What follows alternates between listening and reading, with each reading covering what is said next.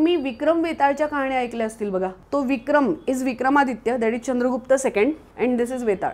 Vetal was not बुथ. Vetal 9 gems मधला एक होता. आता हा काय प्रकार होता, वेताळ भट्टी आहे ना विदूषक होता. विदूषक या शब्दाचा अर्थ जोकर नाही. विदुषी हा शब्द आपण पहिले ऐकलेला आहे. विदुषी म्हणजे कोण असायच्या, महिला. पण कोण महिला, ऋग्वेदात विदुषी हा शब्द आलेला आहे ना.